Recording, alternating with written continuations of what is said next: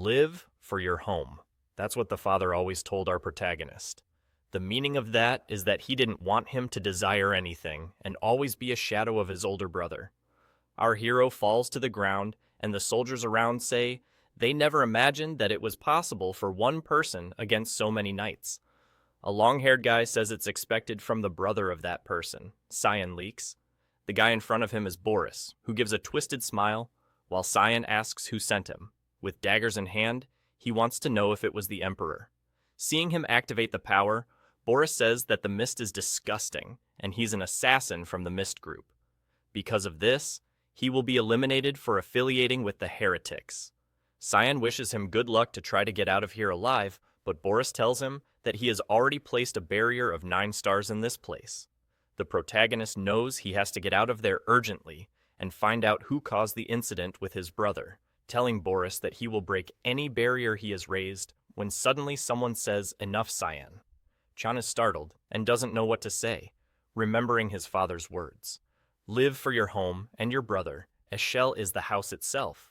The success of the house depends on the success of Eshel. Cyan can't believe it. The guy behind it all turns out to be his brother after all. He falls to his knees as Eshel says he must be wondering why he's there.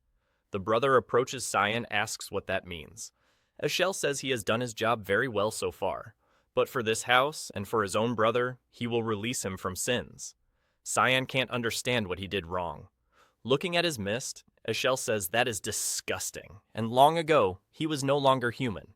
He shouts at him, saying he has been deceiving everyone. Cyan thinks about those words and loses his mind.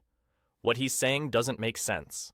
The difficulties with the Empire's throne, the subjugation of the Demon King's army, the continent unification war, he helped his brother win all of that and conquer everything.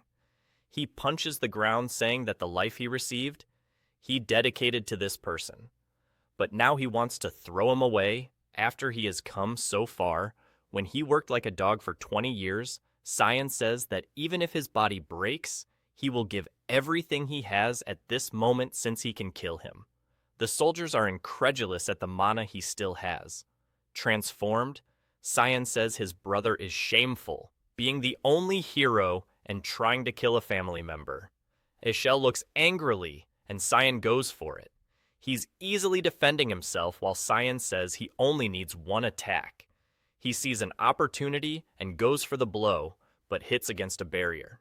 The fight is not one of us, and Boris is protecting Eshel, who takes advantage of this to strike a blow to Cyan's belly. With the sword in his belly, he says he thought about letting him go easily, but he really showed the dark side in the end. It really is a relief that he never trusted him for a second. He pulls out the sword, kicks Cyan, and leaves with the group. Fallen Cyan thinks it's a ridiculous end. It makes no sense to die like this. From one moment to the next, he attacks Eshel again, tells him to die, and puts the dagger to his neck. But an explosion of light sweeps through his body. A voice calls for a young master and a boy wakes up sweaty in bed. The maid asks how long he's going to sleep, and Cyan asks if it's Emily. Looking at her, he thinks it's been 20 years since they met. But she looks the same as the day he met her. He recognizes the room as the one he lived in when he was younger, and it hits him that he has returned to the time when he was a child. Emily tells him to stop messing up the bed and go to training, and Cyan wonders what training she's talking about. Stating that he's back in the Vert family, Duchy, he's sure it's the past. Maybe they are memories, but he remembers perfectly. This was on March 27 years ago, a year before he entered the academy. At the beginning of each month, there was an open training fight for the public. It was an important event even for his father. His opponent was a boy named Kranz Vert, a brother who was also born from another mother but was the same age as him. His mother, Marguerite, was the official wife of the Duke. Because of this, her son received much more attention. Cyan, being the son of an illegitimate wife, was humiliated that day, and that's when his father told him to do nothing and give up. Emily asks why he doesn't give up, while Cyan now says he's just going to win quickly. But he hesitates when he realizes that a simple thin sword is extremely heavy for this body. Now, he is sure it's not a dream or a memory, but he hadn't heard of magic like this, and wonders if he really went back in time. Kran says it's incredible that he didn't run away, and when Cyan looks at his father, he tells him to start. The brother goes up, asking where he's looking, and clearly, he's confident it's going to be easy. But Cyan wonders why he's so slow. A step to the side, and the brother cuts the wind. Kran says he's a coward and comes to give another attack, but he takes a blow to the hand that makes him drop the sword, a kick to the shin, and he writhes in pain, falling to the ground crying. The mother calls for the boy, while the father seems interested.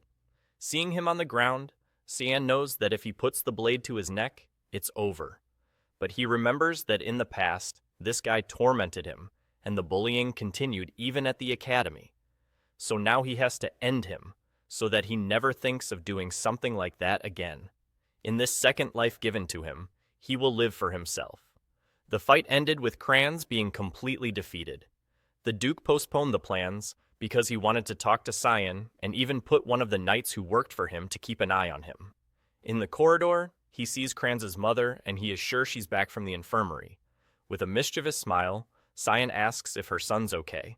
Duchess, she says he is shameless to say that after what he did to his brother, Cyan ignores her, saying it's normal for this to happen in training. The Duchess says that's why you don't talk to illegitimate children. Filthy mother, filthy child, and you should have stayed picking up trash from the streets. Cyan looks back, thinking she crossed the line and wondering if he should kill her, but he smiles remembering that he knows how to make her suffer gradually, and tells her he will enter the same academy as Kranz. And she asks what he means by that. He wants to know if she doesn't care about her son and his graduation. She frowns and goes to slap him, asking how he dares to say something like that, but the guard protects Cyan and apologizes to her. But the Duke calls the boy so they can't linger there. He stares at the Duchess and tells her they are leaving. She remains with a closed face, but doesn't have much to say. And Cyan did this because he knows the Duke's order is absolute, and that night there was order to protect him. In the room, his father tells him to come in. Cyan enters and introduces himself, while he thinks that the last time he met this guy like this was 15 years ago. Duke Wallace Vert, who tells him to sit. People call him the protector of the continent, the one who with his magical power and military strategies stopped the demon's attack. Even if a whole army of the Demon King wanted to kill him, all he wanted was peace for this continent. But that's just how he was in Cyan's memories. Someone who dedicated his whole life to serving people and being an admirable man. The first thing Wallace says is that he noticed he saw the sword and dodged. Cyan is confused. But Wallace says that when Kranz attacked him, he saw the trajectory of the sword easily and turned aside to avoid it, and asks when he learned this kind of fencing. Cyan is impressed with how attentive he is and says he learned it on his own. Wallace says that as far as he knows, Cyan had no interest in fencing or he was hiding his skills. The explanation says he didn't want to stand out too much, while Wallace says it's amazing that he defeated Kranz even acting like that, but he stops and then asks why he hit his brother like that in the end. Cyan thinks, is he recognizing me as someone strong? And then says he wanted to prove something. Wallace asks what he wants to prove. Our hero says that even though he is a brother, he wanted to prove that he is better than Kranz. The father begins to laugh and says it's amazing to have such a direct and clear answer like that. He hopes that Cyan will one day become a strong ally of Ashel. The name Ashel scares our protagonist, who wonders why he would want to be an ally of that guy. In the end, his father's obsession with Ashel hasn't changed at all.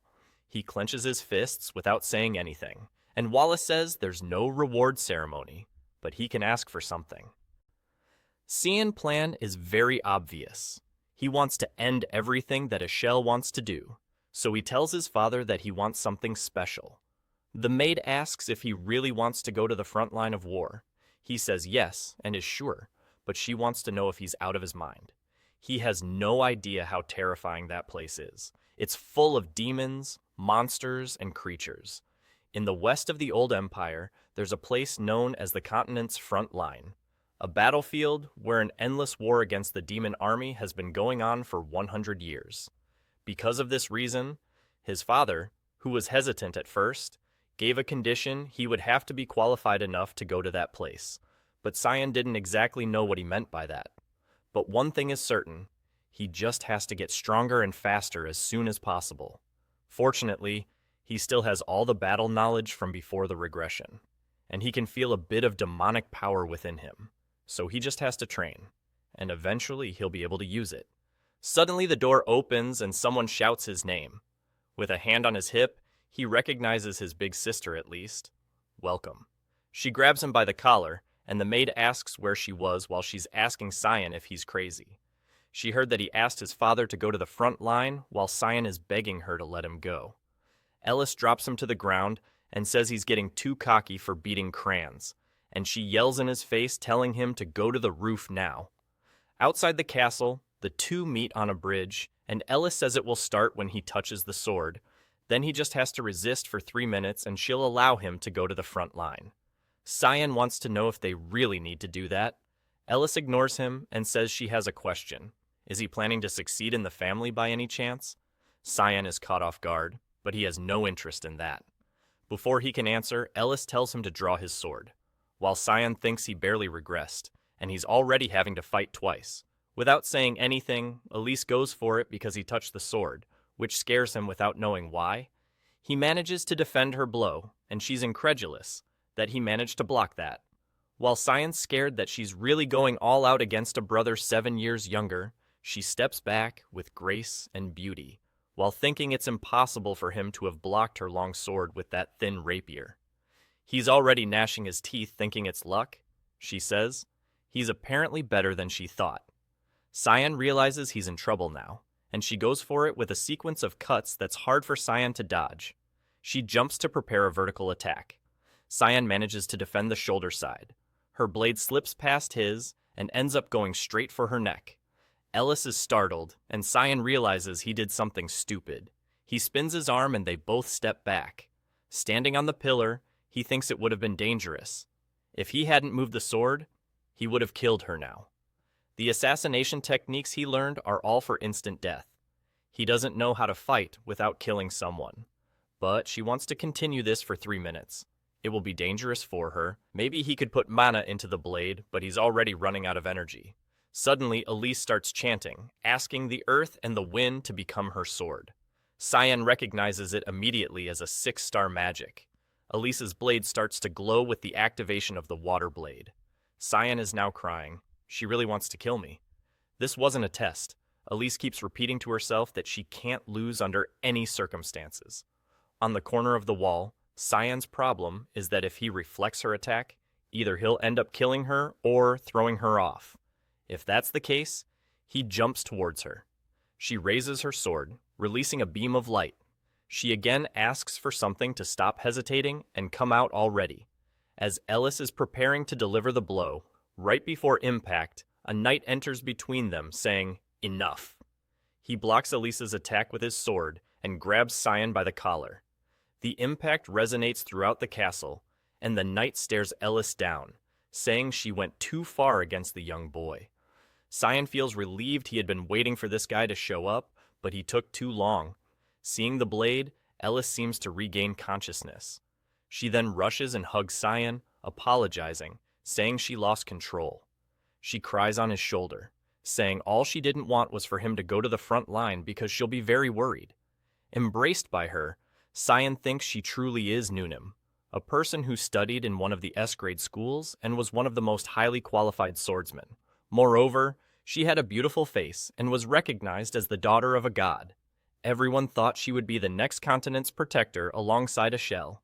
However, not long after joining the Knights of Light, she had a miserable end. He hugs her, saying he missed her, and at this time, he will protect her. Ellis asks the knight why he's here if he's the Duke's protector who left. The knight says he's here obeying the Duke's orders to protect the young master. Cyan thinks he sensed this guy's presence since he left the office. That's why he was angry he didn't show up. Passing out, he just doesn't understand why his father ordered to protect him in hiding. He then loses consciousness on Ellis's shoulder, who smiles, thinking he's still a child. The next day, she returned to the academy, and he resumed training to prepare to meet his father. All he could do was push his body to the maximum to increase stamina. However, poor thing is fading. 10 push-ups is the maximum he can handle. Remembering his muscular version, he thinks he'll need drastic measures. Suddenly, Emily enters the room and says, Ellis sent something for him. However, she says it's too stinky and asks what it is. After Ellis attacked him, Cyan asked for hellhound blood as a gift of apology. Because of the terrible smell and disgusting appearance, everyone thinks it's poison, but in fact, it has the power to permanently increase the stamina of whoever drinks it.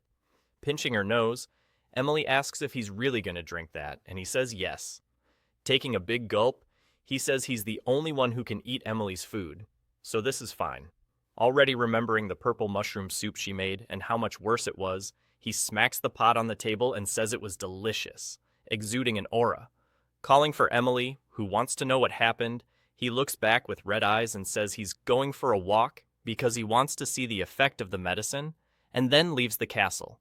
Standing aside, he says he's been wanting to come here for a long time. This was the place he came to when he wanted to be alone. Another day, a revelation from the God of Light came to Yahello, his brother, about an ancient temple that was in that place, and Cyan was skeptical about it. Leaning against the ground, he says no one knows about the revelation yet. The ground cracks, and a red mist starts to emerge while Cyan says what he's about to do, Yahello would never imagine.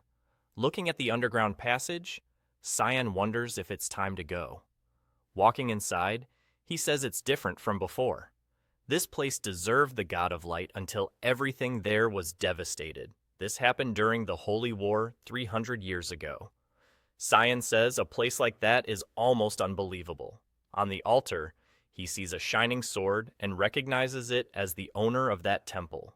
In the year 900, humans finally managed to drive out the demons from the empire of Vilius. It was when they discovered artifacts called God's treasures.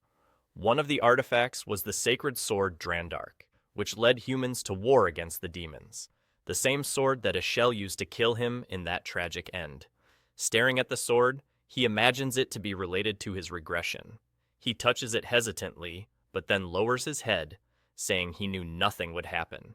He then kicks it in disgust and leaves, saying this sword made him feel like trash. The shadows appear beneath the light, and Cyan says he found what he was looking for. Looking at the ground, he says anyone would think that's the shadow of the sword. However, that's not just a shadow there. He touches the ground, saying wherever there's light, there's shadow. Stairs appear, leading to a door in the darkness. Cyan opens the door hesitantly, and when he looks at the altar, he finally found what he wanted. The demonic blade Karam. He wields the dagger with an engraved crystal. Then he tells the blade it can wake up now. He continues cutting in all directions, already hesitant seeing that it seems to be sleeping. But it's quite thrilling to cut with the blade he used his whole life. Really tasty. Suddenly, a shadow starts emerging from the ground, saying he was a very brave child. She asks Cyan if he doesn't know the meaning of taking that dagger, and he says it means it's his now. The shadow keeps growing, saying she can't believe he really woke up a demonic blade. With a macabre smile, she says it's too late. She swoops towards him, shouting that his body now belongs to her, but Cyan grabs her by the neck, which confuses her. The face emerges from the shadows, and Cyan says he didn't have much to do at that time. The blade asks how he can touch her, and he replies he already said. Now she's his. With pink nails, she sends a slash he manages to dodge, stepping back. The blade takes advantage to get some distance, and boy, this is the strongest weapon I've ever seen. A protagonist has a round, it's really a danger to society, she asks who he is. Seeing the shadow leaving her body, she wants to know if he's the hair, or at least she wants to know why he has the hair's energy. And he says, yes, he's the hair. Now that he's the master, it's good for her to stay quiet and bow her head. Karam is seething with anger, saying he's just a kid. She attacks him, saying she won't accept this. While defending himself, Cyan knows the blade's goal is to steal the user's body, so there won't be much to do. She's about to hit him when he wonders if he should go easy or not. With a smirk, he activates control of the demonic blade. Karam is thrown to the ground, not understanding what happened. Cyan warns he'll only say this once it's good for her to accept it, while he's being nice. Suppressed, Karam wants to know how he's managing to use this ability. Cyan activates control of the blade again, burying her head in the ground. Before she can say anything, she activates a few more times. Seeing her buried, Cyan asks if she understands now, and she says she really recognizes him as the master now.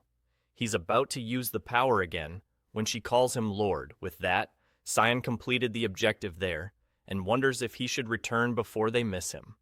Karam in his hand says she's eager to feel the fresh air outside. And curious about his name, she asks him. Upon hearing his name, the blade asks if he really was chosen as the heir. Cyan says yes, but it was in the past life. Karam is confused about this past life thing, and he says he died once. She's even more confused, thinking he's crazy. As he approaches the sword, she says it's sleeping, and our protagonist warns the owner will appear in 20 years. Karam wants to know how he knows that while he already pulled the blade. Without hesitation, he cuts the handle. She's curious about why that Cyan says he has no idea anymore, and it'll be an interesting future. In the morning, a carriage was leaving the Vert Castle. The promised date is Cyan had come very quickly. He introduces himself to his father, who says he wants to ask once more, is he really determined to go to the front line? Cyan says yes, his heart is already there. The father then tells the knight to release the beast. The knight takes a scroll, and Cyan wonders if he'll use a summoning spell. He opens a scroll glowing with a red pentagram. A creature with flaming back starts to emerge. Cyan recognizes it as a hellhound. Seeing the creature, he assured his father, and the knights prepared this test well for him. Everyone's hands are ready to draw the sword. Then he realizes everyone is being cautious with his life. The father warns that everything comes with responsibility, and he must prove his will by passing this test. Hearing the word test, the man hesitates. He was confused when Cyan asked to train against him. Our protagonist said he had 3 days until the test and needed to prepare as best as possible, and he asked the knight for help in practicing combat techniques. The knight said if he wanted to train, he should ask Kranz or someone his age. Cyan plays dumb, saying he doesn't know why, but Kranz messes up every time he sees him. In a difficult situation, the soldier realizes he's. The protagonist smiles when the knight says he'll grant this wish. However, he won't draw his sword, and all he'll do is defend himself. Cyan thanked him and asked for just one more thing. He wasn't to inform his father about anything that happened there, and that was an order. Vulcan hesitated, not understanding why he said that. When suddenly Cyan lunged towards him, Vulcan managed to defend the first attack. However, he was disbelieving at the strength of a 10-year-old kid. He realized Cyan's movements were very fast, vanishing in front of him. Cyan was already above him while he wondered where the kid went. He felt something and turned to block the attack. Cyan kept striking relentlessly, and after a few attacks he gave up, saying unfortunately he still couldn't beat him. But he told Vulcan it was a great job and thanked him for the help. Almost exhausted, Vulcan said he did a great job too, while he couldn't believe that skinny kid was so strong. If what he felt that day is correct, the current young master will be able to pass any tests given to him. The hellhound faces Cyan and lunges for the attack. He seems calm, seeing the creature coming to bite. A slash passes through the hellhound's eye, causing it to fall to the ground. Looking back, Cyan says with his current strength, he needs to finish this as quickly as possible. The hellhound gets up, and he knows he has to end it with this attack.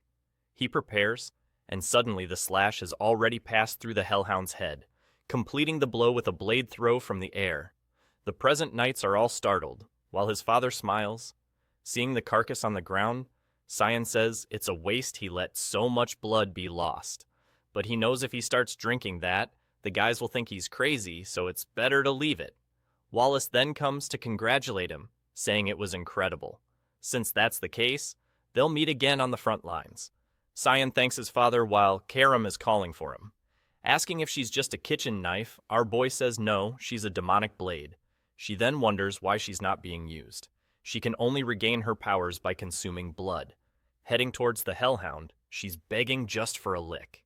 But Cyan tells her not to worry, he'll use her as much as she wants. The northern battlefield is invaded by ogres. The bell tolls, and Wallace warns not to let any escape alive. The soldiers raise their swords, activating the Salvation Prison. A huge shining cross appears on the battlefield, and a magic circle appears at the feet of all the ogres. Ropes of light come out of the circles and bind them, and Wallace orders everyone to attack. With them immobilized, the soldiers seem to easily defeat them. One of the ogres screams as a soldier approaches. He grips the blade tightly, preparing for the attack, and with a single blow, he decapitates the monster. Nearby, Kyan and Emily watch the battle, and she's terrified. She asks him why he brought her to a place like this. Cyan thinks strangely he missed this place. Wallace asks him what he thinks about being on the front lines, and he says he's kind of nervous. The father warns he can return at any time and that he could die in this place, so he better not let his guard down. Cyan smiles, saying he'll keep that in mind. On the front lines, death is common, and 3 or 4 battles happen every day. Strategically, the knights try to prevent the advance of the demonic lines, and the tent where Kyan is the farthest from everything and the safest. The problem is, now that he's being watched, he can't find a chance to feed Karam. While he wonders if he'll have to wait until night, he asks Emily what she's doing under the covers. She's desperate, saying Duke warned that they could die at any moment.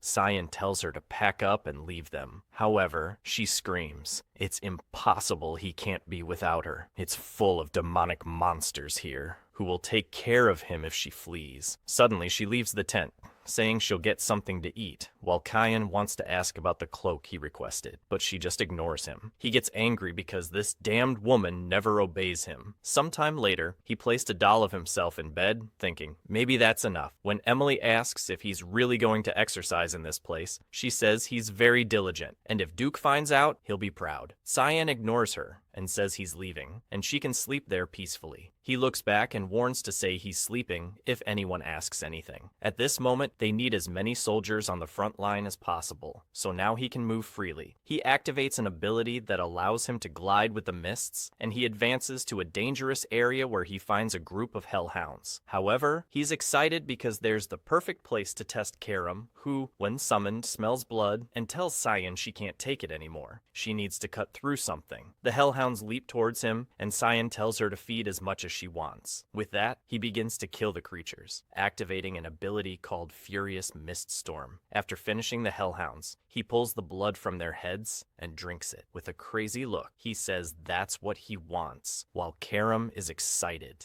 He tells her they'll keep hunting, and she says those creatures are too weak, but Cyan warns her not to worry since the night is young, and there's plenty of monsters. Karam says she's excited. The carriage travels through a mountain, and inside it, a girl with white hair is traveling. Inside, the person warns that place is very dangerous, and they should retreat, but the girl says not to treat her like a child. She's a princess of the empire, and it's her duty to assist the family, and if a woman says anything else, she'll take out her anger on her. The girl then warns that young Master Vert is also on the front lines and is the same age as her. She asks if Duke had the courage to bring the youngest boy. The friend replies, no, actually it was the boy who volunteered. Since they're the same age, they can be friends. But the princess says she's not interested and she's going to sleep. Her friend replies, okay, but the princess now wants to know what the name is. The helper replies, it's Kyan, Cyan Vert. Under the moonlight, she ponders that name. Meanwhile, harpies are being cut down, and Wallace is giving orders to look after those who were injured. On the battlefield, dozens of harpies and griffins are dead, as they're ready to return to base. He looks to the side, and someone pulls a sword from atop of Harpy. It was Cyan who participated in that battle. Wallace asks if he's adjusting well to the front lines. Cyan says yes. He's learning a lot every day, and his father warns that he thought you would want to go back home, but he's been here for a while now, and he's very proud. These words leave Cyan incredulous, and his father leaves saying, there's something to talk about tomorrow morning. Cyan agrees while thinking it's the first time he's seen his father with a proud expression. That same night, Cyan went out to hunt once again. What he found was a death worm that normally hides deep in the valleys. Karam told him he looked very tired because he wouldn't let her take over the body, but Cyan said she was being too obvious. She insisted, saying the worm's flesh regenerated much faster than he could hit. Despite not wanting to accept it, he knew that was true, and he's been in this place for over a month. Now, every day drinking the blood of countless demonic creatures. So why can't he do it yet? The worm attacks him once again, and he says there's no chance then. He warns he'll play by Karam's rules for a while now, which she's now happy about, saying it's time to go crazy. activating the 9th assassination technique, the manifestation of the demonic blade. Numerous cuts appear around the worm while Kyan's face is black. It agonizes, and our hero says he'll cut it into pieces. Under the moonlight, he activates the ability. 8 fluttering petals cutting through the worm with numerous slashes from top to bottom. The worm's mouth explodes, and our boy is demonic. Meanwhile, one of the knights touches the blood of a hellhound and says it hasn't been long since it died. It's Vulcan and Wallace examining the area and say it seems to be the work of the demonic tribe. However, looking at the body, the father says those cuts seem somewhat familiar. Maybe it's deja vu. Vulcan appears from behind a rock and says he has to see something. Wallace asks what it is when he raises the torch. They see the death worm cut in half, which scares Wallace. He says he can't believe that organization is behind this. The manifestation of the demonic blade hands over his body to Karam, who can now use her maximum power. But if he gets distracted, his mind will also be completely consumed. The next day, he wakes up saying he's crazy for using that power, just to kill a simple demonic beast. He gets out of bed saying he was lucky he drank so much blood otherwise. His body would have been destroyed. Something to Karam says she understands. He looks like a 10-year-old boy, but doesn't speak or act like one. Not to mention, it's the first time he's used her, but he seems too familiar. He even knew all the geography of the valley, and fought as if he mastered the mist technique for over 30 years. Karam remembers he said he died once, and now she's sure. He's a regressor, isn't he? Zion says he had explained that very well already,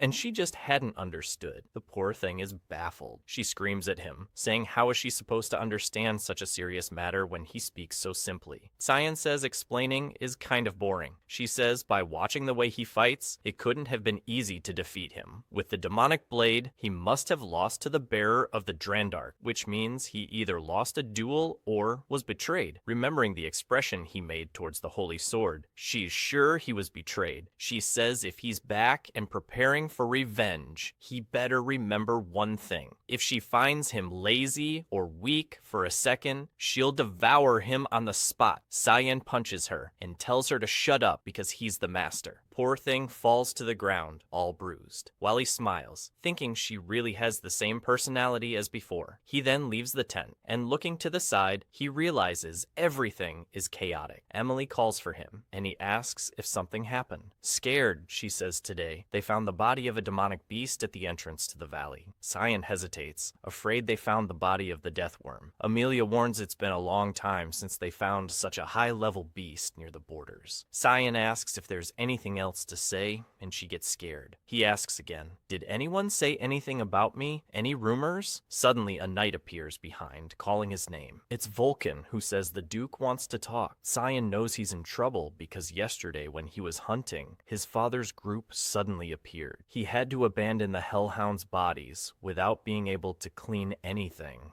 All he didn't want was to attract attention before entering the academy, and so he presents himself in his father's tent. Sure, his father already knows everything. His father greets him, while Kyan hesitates about what he'll say. Wallace tells him to sit, and Kyan frowns, wondering how he'll get out of this now. His father says he'll be direct and asks what he was doing last night. Sweating, Cyan lies, saying he went to bed early. Wallace seems to believe it for a second, but finds it very strange since the cut on the wolf was very similar to his blade. Is he jumping to conclusions by thinking that? Cyan asks if something is wrong, while Wallace finds it unbelievable that a young boy has done something like that. Cyan calls his father again, who asks if he heard about what happened last night, and he warns that they still need to investigate, but it seems to be something from the Mist organization. Hesitant, Cyan asks, Mist? His father explains that it's an organization that has existed since ancient times, and they don't know its goal. But they have massacred countless nobles under the pretext of purification,